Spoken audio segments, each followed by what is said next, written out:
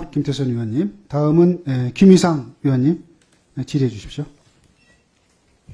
순서대로 다 질의를 그대로 다 해야 되는 거 아닙니까? 아니 원하지 않으면 네, 말하시면 그거는 그냥 궁금해서 제가 좀 물어봤습니다. 좀 안타까운 어떤 생각들이 좀 듭니다. 대통령께서 어쨌든 거부권을 행사한 법인데 여기서 더 고민을 좀 하고 또 현장의 상황들을 서로 노사 간에 또 문제점이 무엇인가를 더 깊은 고민 속에서 좀 여야가 좀 소통을 통해서 했으면 좋겠는데 또 이런 법이 바로 또 올라왔기 때문에 또 좀 안타깝기도 하고 또 뭐 심각한 어떤 생각도 들고 그렇습니다.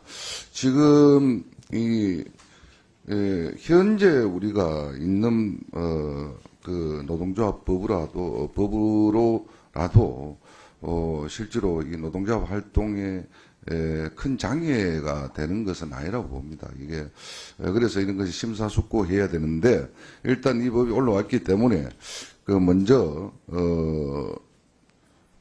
황용연 진술인한테 제가 좀 질의를 하겠습니다.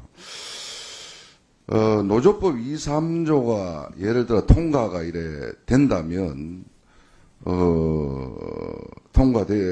된다면 참 사용자 범위가 무한정으로 확대가 이래 될 텐데 그렇다면 산업 현장에 어떠한 구체적으로 어떠한 혼란이 이래 초래될 것으로 보는지 한번 답변을 한번 해주시기 바랍니다. 일단 사용자 범위 확대도 중요하냐면요. 가장 중요한 거는 이 개념 자체가 불명확합니다. 그래서 내가 사용자인지 아닌지 모릅니다. 누구든지 노조를 결성할 수 있고 누구든지 누구한테 교섭을 요구할 수 있고 저희 노조법에 의하면 교섭을 요구를 하면 바로 교섭 요구 사실을 공고를 해야 됩니다. 근데 제가 사용자로 생각하지 않는데 교섭 요구 사실을 공고를 안 하면 바로 부당노동행위 처벌장의 대상이 될 수가 있습니다. 그래서 먼저 가장 큰 게 재형법정지 형법상의 문제고요. 그리고 모든 게 사용자로 인정이 된다면 아마 수천 개 교섭이 이루어질 수도 있다고 봅니다. 그래서 아마 산업 현장에 큰 혼란이 생길 거라고 생각합니다. 예, 뭐 이 부분이 사용자성 개념에서 이 확대가 이래 된다면 어쨌든 그 근로자 노사 간에 계속적으로 이제 단체 교섭 또는 뭐 서로의 이 갈등 이런 부분만 많이 이제 초래될 것으로 이제 보이는데 그래서 방금 이제 우리 황용연 진술님께서 말씀을 하셨기 때문에 그래서 이 문제에 대해서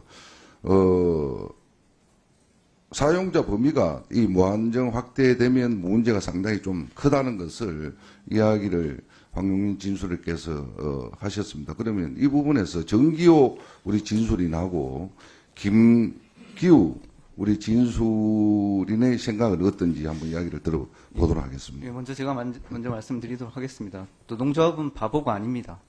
실질적 지배력, 실제 자기 근로조건을 지배하고 결정하는 사람, 나의 근로조건을 누가 가지고 있는지, 그 대상을 상대로 교섭을 요구를 합니다. 그 어떤 상황에서 원청이 결정권이 있는 건지, 어떤 상황에서 하청이 결정권이 있는 것인지는 노사가 너무나 다 알고 있습니다. 노동조합도 무용한 교섭 요구를 할 이유가 없습니다. 당연히 자기 스스로 요구하는 사항에 대해서 결정권이 있는 사용자를 상대로 요구를 하기 때문에 그런 문제가 전혀 발생할 여지가 없을 거라고 생각이 되고요. 그다음에 그 재형법정지 얘기 말씀을 하시는데 부당노동에 처벌이 되려면 부당노동의 고의범입니다. 고의가 성립을 해야지만 처벌이 되는 거고 고의는 사실에 대한 인식이 있어야 되는 겁니다. 그래서 스스로 사용자라는 인식이 있고 이렇게 실제로 부당노동이 처벌이 되려고 하면 뭐 몇 차례 대법원 판결이 있거나 아니면 스스로 그 단체 협정에 나와서 교섭을 했음에도 불구하고 정당한 이유 없이 교섭을 거부했을 경우 이런 경우에만 부당노동행위로 처벌이 되는 것이지 무조건 처벌이 되는 게 아닙니다. 네, 이상으로 마치겠습니다. 예, 그 수년 전에 그 경기도에 있는 사업장을 방문해서 인터뷰한 적이 있는데요. 거기가 그 하청업체였습니다. 그런데 현대 기아의 납품을 85%를 하고요. 그리고 쌍용의 10%를 하고, 그리고 외국 차의 5%를 하고 있었습니다. 이러한 현실에서 과연 실질적 지배력, 영향력을 가진 업체는 어디일까요? 저는 어렵지 않게 구별해낼 수 있다고 봅니다. 네. 예, 우리 김희상 의원님 수고하셨습니다. 다음은